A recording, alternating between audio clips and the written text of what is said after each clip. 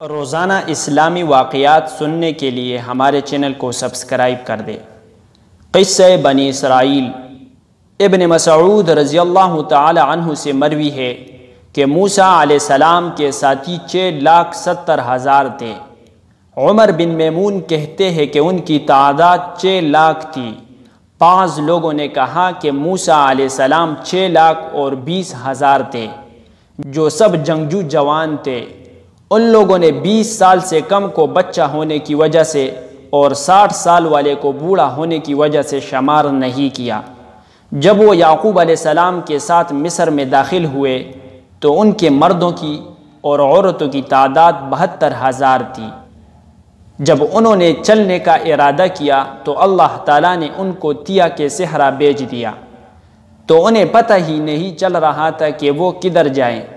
موسیٰ علیہ السلام نے بنی اسرائیل کے بوڑھوں کو بلایا اور ان سے اس بارے میں پوچھا، تو انہوں نے کہا کہ یوسف علیہ السلام کی وفات کا جب وقت قریب آیا تو انہوں نے اپنے بھائیوں سے یہ عہد لیا کہ وہ مصر سے اس وقت تک نہیں نکلیں گے جب تک کہ وہ اس کو اپنے ساتھ نہ لے کر جائے، اس لیے ہمارا راستہ بند ہو گیا ہے۔ پس آپ ان سے یوسف علیہ السلام کی قبر کی جگہ کے متعلق پوچھے، تو ان میں سے کسی کو علم نہیں تھا۔ تو موسیٰ علیہ السلام کھڑے ہو کر اعلان کرنے لگے کہ ہر اس شخص کو اللہ کی قسم دیتا ہوں جو یوسف علیہ السلام کی قبر کے متعلق جانتا ہو کہ وہ مجھے اس کی خبر دے دے، اور جو نہیں جانتا تو اس کے کان میری آواز سے بہرے ہو جائے۔ موسیٰ علیہ السلام 2 آدمیوں کے درمیان سے اعلان کرتے ہوئے گزرتے تو وہ دونوں بھی ان کی آواز نہ سنتے، یہاں تک کہ ان کی آواز کو بنی اسرائیل کی ایک بوڑھی عورت نے سن لیا۔ تو وہ کہنے لگی کہ اگر جو میں تم سے مانگوں وہ مجھے دے دو تو میں تمہیں قبر بتا سکتی ہوں۔ تو موسیٰ علیہ السلام نے انکار کر دیا اور کہا، جب تک میں اللہ سے پوچھ نہ لوں میں کچھ نہیں کہہ سکتا۔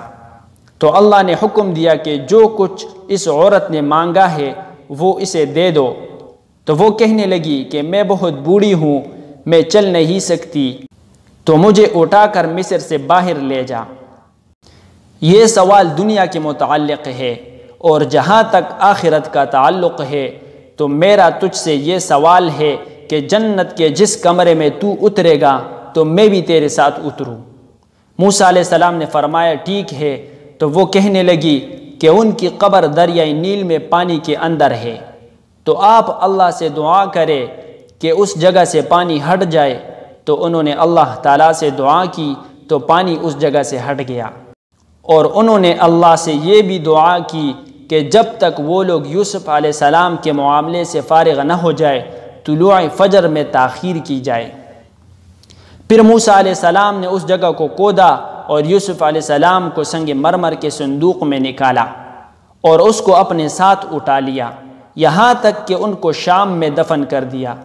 تو بنی اسرائیل کے لیے راستہ کھول دیا گیا تو وہ چل پڑے، اور موسیٰ علیہ السلام ان کے پیچھے اور ہارون علیہ السلام آگے تھے۔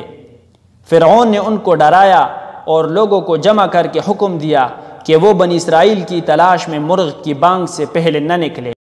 عمر بن میمون کہتے ہیں کہ اس رات اللہ کی قسم مرغ نے بانگ نہ دی تھی۔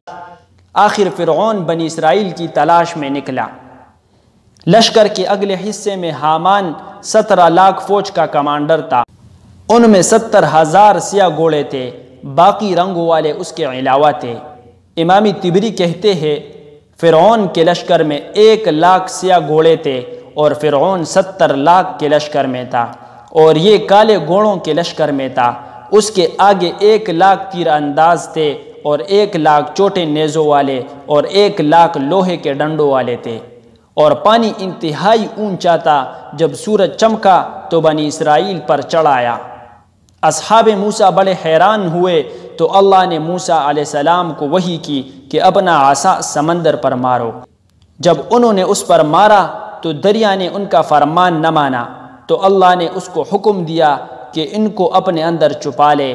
تو موسیٰ علیہ السلام نے اس پر لاٹھی ماری اور کہا کہ اے ابو خالد، اللہ کے حکم سے پٹ جا۔ وہ پٹ گیا اور ہر ٹکڑا ایک ٹیلے کی طرح بن گیا۔ اس میں 12 راستے بن گئے، ہر راستہ ایک خاندان کے لیے ہو گیا، ہر 2 راستوں کے درمیان پانی پہاڑ کی طرح اونچا ہو گیا، اور اللہ نے ہوا اور روشنی کو دریا کی گہرائی میں بھیج دیا۔ بنی اسرائیل اس میں داخل ہو گئے، ان میں سے ہر خاندان ایک راستے پر چل پڑا، پانی ان کے گرد پہاڑوں کی طرح بن گیا، تو وہ ایک دوسرے کو دیکھ نہیں سکتے تھے، اس لیے ڈر گئے، اور ہر خاندان نے کہا کہ ہمارے بھائی مارے گئے۔ اللہ نے پانی کی طرف وحی کی کہ وہ اپنے اندر روشن دان بنا دے، تو پانی کے اندر تاقوں کی طرح روشن دان بن گئے، تاکہ وہ ایک دوسرے کو دیکھ سکے اور بات سن سکے، یہاں تک کہ وہ سمندر کو صحیح سالم عبور کر گئے۔ پس یہ تفسیر اللہ کے اس فرمان کی ہے، فَأَنْجَيْنَاكُمْ وَأَغْرَقْنَا آلَ فِرْعَوْنَ وَأَنْتُمْ تَنْظُرُونَ۔ فرعون اس طرح غرق ہوا کہ جب فرعون سمندر کے قریب پہنچا اور اس میں راستے بنے ہوئے دیکھے تو کہنے لگا، دریا کو دیکھو، یہ میرے ڈر سے پٹ گیا ہے، تاکہ میں اپنے غلاموں کو پکڑ سکوں جو بھاگ گئے ہیں۔ تم سمندر میں داخل ہو جاؤ۔ تو اس کی قوم اندر داخل ہونے سے ڈری اور کہنے لگی، اگر تو رب ہے تو داخل ہو جا، جیسے موسیٰ علیہ السلام داخل ہوئے۔ فرعون اس وقت سیاہ رنگ کے گھوڑے پر سوار تھا، تو جبرائیل علیہ السلام ایک گھوڑی پر سوار ہو کر آئے جو جفتی ہونے والی تھی۔ وہ گھوڑی آل فرعون کے آگے ہو گئی اور وہ سمندر میں داخل ہو گئی۔ جب فرعون کے گھوڑے نے اس گھوڑی کی بو سونگھی تو وہ بھی اس کے پیچھے داخل ہو گیا، اور فرعون اس کو سنبھال نہ سکا، اور اس کو جبرائیل علیہ السلام کی گھوڑی نظر بھی نہیں آ رہی تھی۔ پھر سارے گھوڑے اس کے پیچھے داخل ہو گئے، اور میکائیل علیہ السلام ان سب کے پیچھے ہو کر ان کو ہانک رہے تھے اور کہہ رہے تھے کہ اپنے ساتھیوں سے مل جاؤ، یہاں تک کہ وہ سب کے سب اس دریا میں داخل ہو گئے اور کوئی باقی نہ رہا۔